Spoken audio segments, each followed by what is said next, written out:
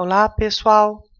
Vamos falar um pouco mais do surgimento das plantas, que vieram, né, surgiram na Terra a partir das algas verdes ou clorofícias.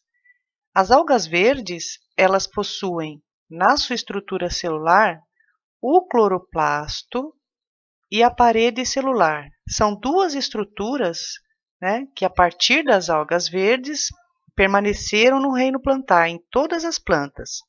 O cloroplasto, ele armazena a clorofila, que é o pigmento verde, e a parede celular é como se fosse mais uma membrana nas células das plantas, responsável por armazenar a celulose.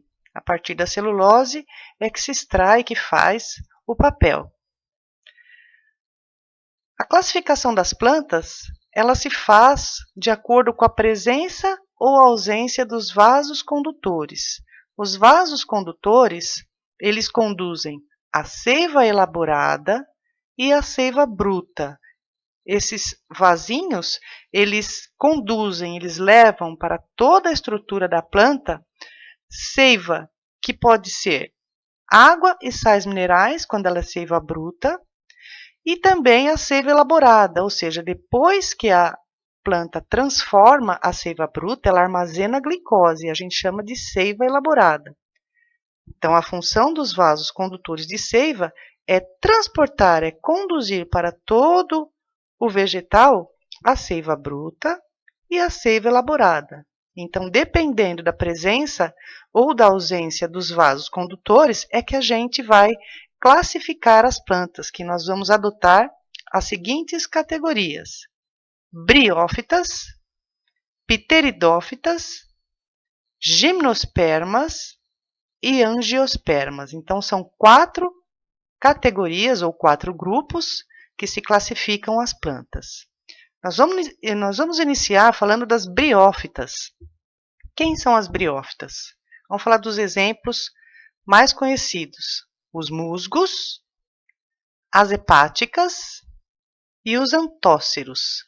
São como se fossem espécies de musgos que são classificados como briófitas. São plantas bem pequenininhas, as primeiras que surgiram no reino vegetal, né, no reino plantae, e possuem as seguintes características.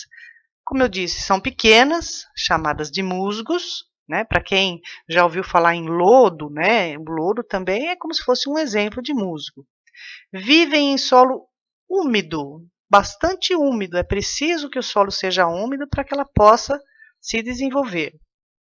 Foram os primeiros vegetais a ocupar o habitat terrestre. São avasculares, ou seja, elas não possuem vasos condutores de seiva. Então, esse A significa não vascular. Elas são as únicas não vasculares. Absorvem a água e nutrientes diretamente nas suas estruturas. Então, elas não têm vasinhos condutores de seiva.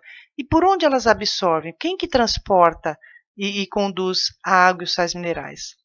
As próprias estruturinhas pequenas dela, que a gente vai conhecer já já. E elas podem servir como indicadores da qualidade do ar, devido à sua sensibilidade a certos poluentes. Então, dependendo do seu habitat, se tiver com muita poluição, elas são sensíveis e não resistem. Então, elas são indicadores, né, como é que está a qualidade do ar. Se não tiver boa, com certeza, os musgos daquela região, né, as briófitas, elas não se desenvolverão, tá bom?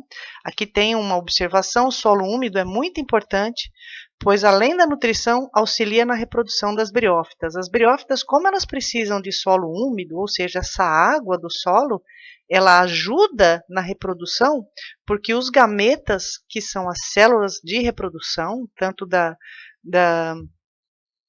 masculino e feminino, elas só é capaz de fecundar, ou seja, de se reproduzir, por causa da água. A água vai fazer com que os gametas se movam, e aí acontece a reprodução. Estrutura das briófitas. As briófitas não possuem raiz, caule, folha, muito menos flor, fruto e semente. Mas como existe aqui uma pequena raiz, a gente não fala raiz verdadeira. É como se fosse uma raiz falsa que tem o nome de rizóides.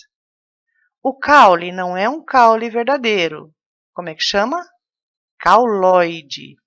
E as folhas, tão pequenininhas, também não são verdadeiras, filóide. Então, rizoide, cauloide e filóide. É só o que as briófitas possuem na sua estrutura.